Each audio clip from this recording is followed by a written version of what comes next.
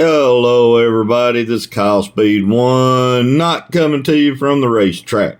Right now I'm on my little workbench, fixing to show you the modifications that I made to the Scalextric 1/32 scale Volkswagen panel van, or cargo van, whatever you want to call it, from whatever country you are in. So anyway, I guess I'll start with the body first. If you look at these screw stanchions that the chassis screws go into. Now, I've carved that angled support piece of that stanchion down some, but exactly where I cut is where that triangular shaped support, you can see it right down here, had ended right about there. So I tried cutting that off at those points. Okay, I don't know if I can get this thing to focus. There you go. You can kind of see it. And the next thing I did was there's some plastic from this white piece here that sticks up. And if you look, see if I can be coordinated to do this. If you look, this little clear bucket right here is exactly where the PC board with the LEDs are positioned to shine through the headlight bucket. Okay? And it's the same way for the rear. Okay? Now, the front of the body, again, I trimmed off the pieces that basically would go against this piece here and keep it from going down further. Okay, because what I wanted to do was lower the chassis into the body some more to try to get some better handling out of it. All right. So, again, back to the body. There is a plus sign cross here right over the motor. Now, it goes without saying, but I'm going to say it anyway. That is basically lined up. Well, it is. There's no basically. It's lined up with the top of the motor, and it's a slim can motor. Okay, nylon gears, nylon bushings, and the like. So I took my Dremel and I cut that cross off because I didn't want, as I'm lowering the body, I didn't want that to interfere with the motor, so I could lower the body down some more. Okay, so now on the rear, I didn't cut the chassis screw stanchions. They're original, at the original height.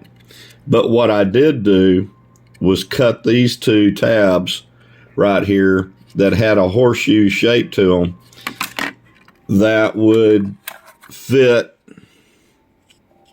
right in between the two flanges of the rear axle bushing.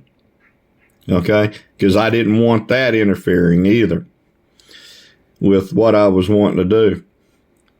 And as you see, the magnet's still in there. Now, the only other thing that I did to the chassis was I added this piece of lead and this piece of lead. And you're going to laugh But sometimes, what's that old saying? Necessity is the mother of invention. Now this ain't one of them, but I took a 44 round ball, 44 caliber round ball, lead, pure lead, that I shoot out of my cap and ball pistols. Okay. And basically I laid that on the concrete and I took my hammer and I beat it until it went into a round circle and flat enough to my liking. And then I took a pair of side cutters because, nowadays you can't say dikes. So we've had to politically correct it to side cutters or wire cutters and split the disc in half and glue one over here and glue one over here. Now, I don't have my scale with me, so I can't tell you how much one of those balls weigh. But I may end up adding some more weight and then later on try with a magnet out. But as I said before, this thing's top heavy. You've got from that chassis the distance all the way up to the top of that van. And like I told you in the other video, it wants to flip over on you. And if you're not careful, you'll lose those elephant ear mirrors on there, and that would be a shame because I don't know how easy it is to order spare parts with Scalextric. Up to this point, I haven't had to because I've been careful with my stuff. But if you want to try considering doing this mod, it's not too hard to do. Just take your Dremel with a cutting disc.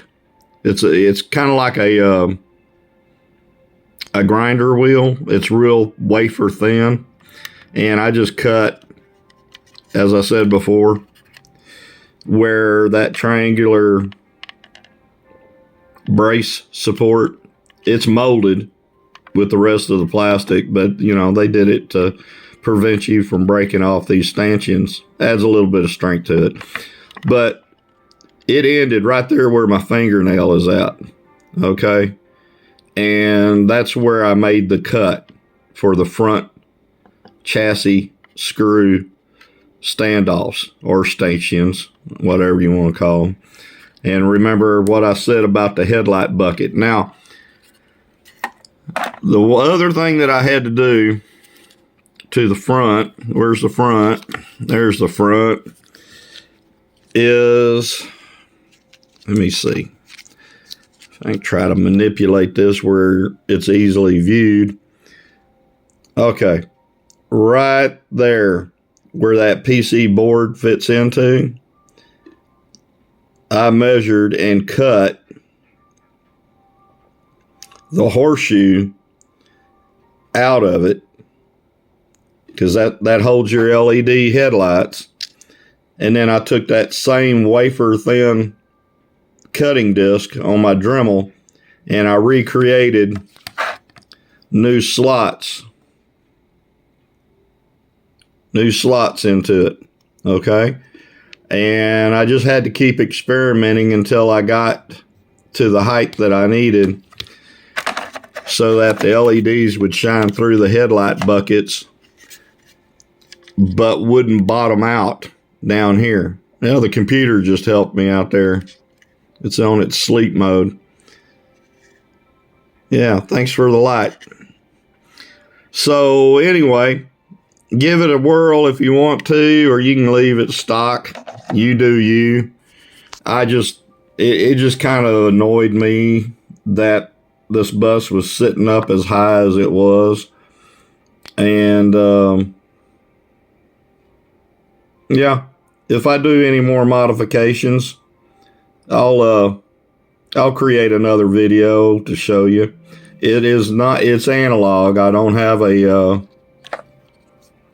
computer chip in it for running Carrera Digital, and it's fine being an analog car. I mean, you know, I have other cars that I'd rather put a chip in than this thing. So there's the second video, and if you've got any questions, comment below. Like or dislike, it don't matter to me. Later on, I'll make a video of the Fly Viper, Dodge Viper. I've got her all oiled up and ran her for 45 minutes on a test piece of track to break the motor in a little bit. But I'll make a video on the Viper later. But for the time being, that's the mods I made to the Volkswagen panel van from Scalextric 1/32 scale. I'll talk to y'all later. Bye.